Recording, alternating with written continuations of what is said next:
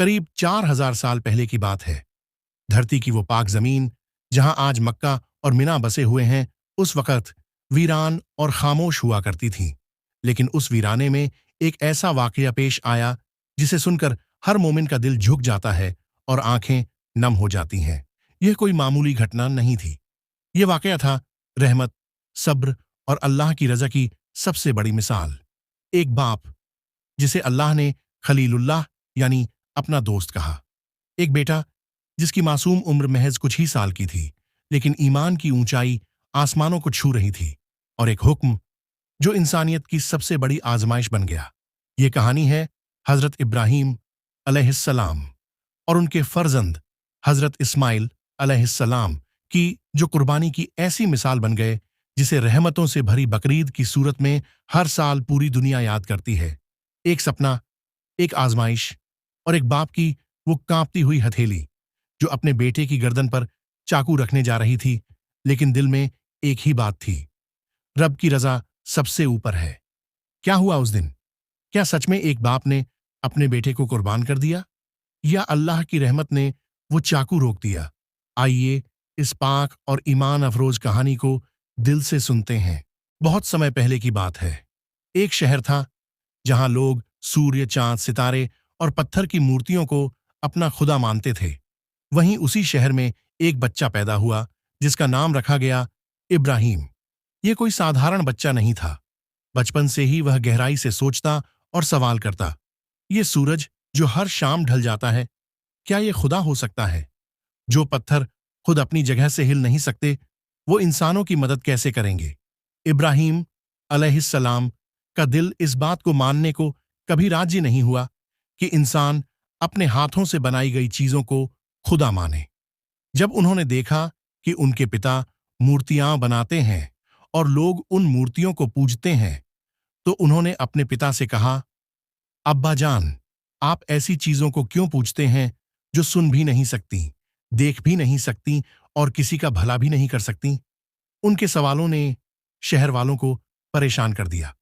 उन्होंने देखा कि इब्राहीम न सिर्फ सोचते हैं, बल्कि पूरे यकीन से बोलते हैं कि एक ही सच्चा खुदा है, अल्लाह, जिसने आसमान और जमीन को पैदा किया, जो सब कुछ देखता, सुनता और जानता है। इब्राहीम अलैहिस्सलाम की यह सोच धीरे धीरे एक मजबूत यकीन में बदल गई। उन्होंने तर्क और ज्ञान से अपने कौम को समझाया कि मूर्ति पूजा और शिर्क, अल्लाह के साथ किसी को साझी ठहराना, गलत है। उन्होंने कहा, मैं उसी की इबादत करूंगा जिसने मुझे पैदा किया, मुझे खाना दिया, मुझे राह दिखाई और जो मुझे मौत के बाद जिंदा करेगा। इब्राहीम की बहादुरी और सच्चाई ने उन्हें वह मकाम दिलाया जहां अल्लाह ने उन्हें खलीलुल्लाह यानी अल्लाह का दोस्त बना दिया। यह वह दर्जा था जो बहुत कम लोगों को मिला। इस तरह हजरत इब्राहीम अलैहिस्सलाम की जिंदगी इंसानियत के लिए एक रोशनी बन गई, एक मिसाल कि जब यकीन सच्चा हो और दिल में सिर्फ अल्लाह की मोहब्बत हो, तो दुनिया की कोई ताकत तुम्हें झुका नहीं सकती। हजरत इब्राहीम अलैहिस्सलाम की जिंदगी अल्लाह की राह में सब्र और यकीन की एक बड़ी मिसाल थी।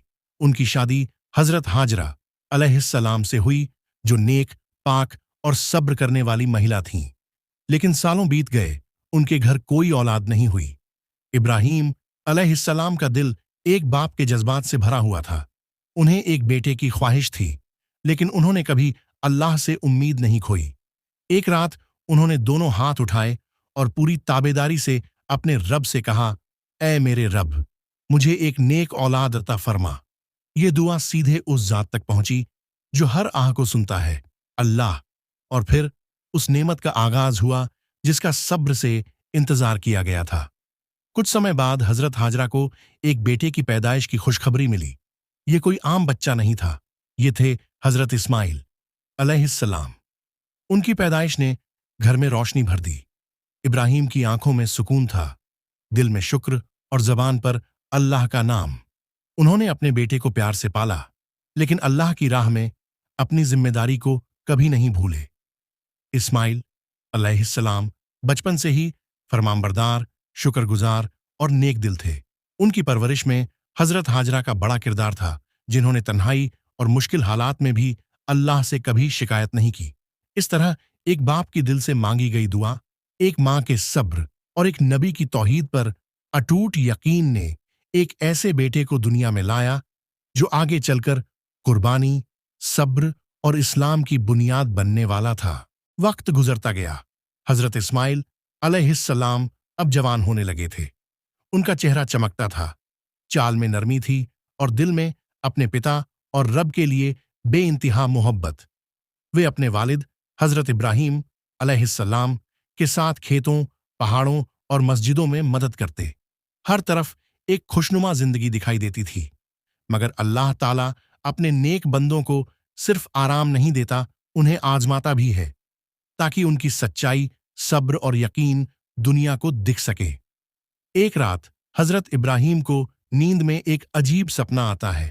وہ دیکھ رہے تھے کہ وہ اپنے پیارے بیٹے اسماعیل کو اللہ کے نام پر ذبح کر رہے ہیں۔ وہ جاگے، ان کا دل دھڑک رہا تھا، مگر انہوں نے اسے ایک خواب سمجھ کر چھوڑ دیا۔ دوسری رات وہی سپنا پھر آیا، وہی منظر، وہی امتحان۔ تیسری رات جب وہی سپنا دہرایا گیا، تب انہیں یقین ہو گیا، یہ کوئی عام خواب نہیں، یہ وہی ہے، اللہ کا حکم۔ نبیوں کے سپنے کبھی جھوٹ نہیں ہوتے۔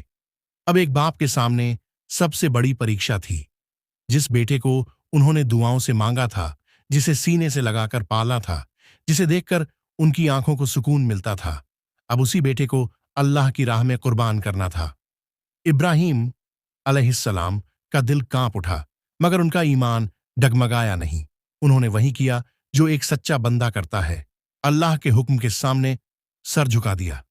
صبح ہوئی، سورج کی روشنی میں پتا اور بیٹا ایک سفر پر نکل پڑے۔ راستے میں ابراہیم نے اپنے بیٹے سے کہا، اے میرے پیارے بیٹے، میں نے خواب میں دیکھا کہ میں تجھے ذبح کر رہا ہوں، تو بتا تیرا کیا خیال ہے؟ یہاں پر بھی کمال کا جواب آیا۔ اسماعیل علیہ السلام نے کہا، ابا، جو حکم آپ کو ملا ہے اسے پورا کیجیے، آپ مجھے انشاءاللہ صبر کرنے والوں میں پائیں گے۔ کیا کبھی ایسا دیکھا گیا ہے؟ ایک باپ اپنے جگر کے ٹکڑے کو اللہ کے لیے قربان کرنے جا رہا ہے اور بیٹا خود کہہ رہا ہے، کر ڈالیے، میں تیار ہوں۔ یہ صرف ایک قربانی نہیں تھی، یہ ایمان، وفا اور توحید کی سب سے اونچی مثال تھی۔ وہ صبح کسی عام صبح جیسی نہیں تھی۔ آسمان خاموش تھا، دھرتی ٹھہری ہوئی تھی اور ہوائیں بھی جیسے سانس روک چکی تھیں۔ یہ وہ گھڑی تھی جس کا ذکر قرآن میں ہے، جس کا ذکر ہر مومن کی روح میں درج ہے۔ قربانی کی گھڑی، مقام منا کی وادی، حالات۔ ایک باپ حضرت ابراہیم علیہ السلام اور ان کا جوان بیٹا حضرت اسماعیل علیہ السلام اللہ کی رضا کے لیے سفر کر رہے تھے۔ باپ کے قدم بھاری تھے، مگر دل میں یقین تھا۔ بیٹے کی چال سادی تھی، مگر دل اللہ کی محبت سے لبریز۔ جب مینا کی گھاٹی میں پہنچے تو حضرت ابراہیم نے زمین سمتل کی اور پھر اپنے بیٹے سے آخری بار لپٹ کر اسے اللہ کے حوالے کیا۔ پھر انہوں نے اپنے پیارے بیٹے کی آنکھوں پر پٹی باندھی۔ کیوں؟ تاکہ بیٹے کی معصوم آنکھیں دیکھ کر باپ کا دل نہ کانپے، ہاتھ نہ کانپے اور قربانی میں کوئی جھجک نہ آئے۔ اسماعیل نے خود کو بالکل بھی نہیں ہلایا، جیسے ایک جانور بھی کبھی نہیں کرتا جب اسے اللہ کے نام پر قربان کیا جائے۔ پھر حضرت ابراہیم نے چاقو اٹھایا، اللہ کا نام لیا اور پوری طاقت سے اسے چلایا، مگر دیکھو اللہ کا کرم، چاقو نہیں چلا۔ دوبارہ کوشش کی، مگر چاقو اب بھی ناکام۔ یہ کوئی معمولی بات نہیں تھی، چاقو تیز تھا، ہاتھ مضبوط، ارادہ پکا، مگر جس نے چاقو کو کاٹنے کی طاقت دی ہے وہی اللہ اسے روک سکتا ہے۔ پھر اللہ تعالیٰ کی آواز آئی، اے ابراہیم، تو نے اپنا خواب سچا کر دکھایا۔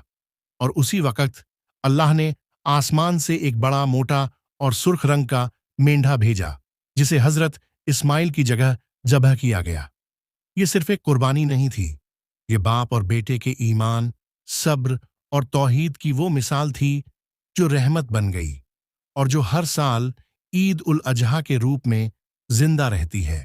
مینا کی وادی میں جب ایک باپ نے اپنے بیٹے کو اللہ کی راہ میں پیش کیا، جب ایک جوان بیٹے نے خود کو قربان کرنے کو راضی کر لیا، اور جب خود اللہ نے اپنے رحمت سے جان بچا کر جانور بھیج کر इम्तिहान में कामयाबी की मुहर लगा दी, तो इस वाक़ये ने सिर्फ इतिहास नहीं बनाया, बल्कि एक ऐसा सबक दिया जो क़यामत तक कायम रहेगा।